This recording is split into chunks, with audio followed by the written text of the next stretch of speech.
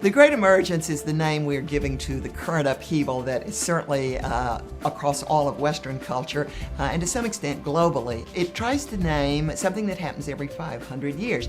The Episcopal tradition has a Bishop Mark Dyer, who says, when he gets right here, that to understand the Great Emergence, what you really have to understand first is that about every 500 years, the church feels compelled to have a giant rummage sale, and we're having one.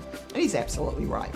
500 years ago was, of course, the Great Reformation of 1517. 500 years before that was the Great Schism of 1051. 500 years before that was the Council of Chalcedon, the fall of Rome, the age of Gregory the Great, just to keep the greats going. 500 years before that was what's now being called increasingly the Great Transformation, the change of the eras.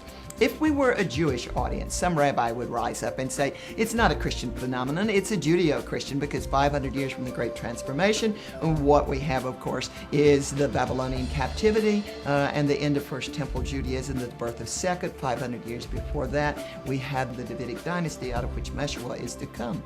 So, the Great Emergence, it's an every 500-year phenomenon. We're just lucky. We get to live through one. I don't think anybody knows exactly where the Great Emergence is going, much less where the Christianity, the emerging or emergent, or what Christianity is coming out of it, is going to go exactly. But there's some contours that are clearly visible right now and can be described.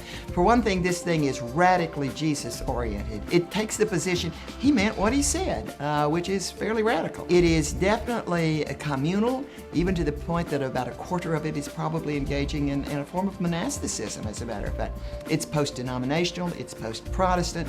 It is largely based in virtual reality as opposed to bricks and mortar, and organizes itself on the net. It is deeply concerned with theologies of religion that get rid of Christian particularity or exclusivitism.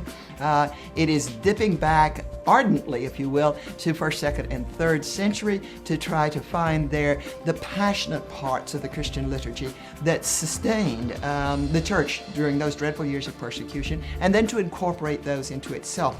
So wherever it's going, there's every reason right now to rejoice that God is doing a new thing amongst us, and it's called emerging or emergent Christianity.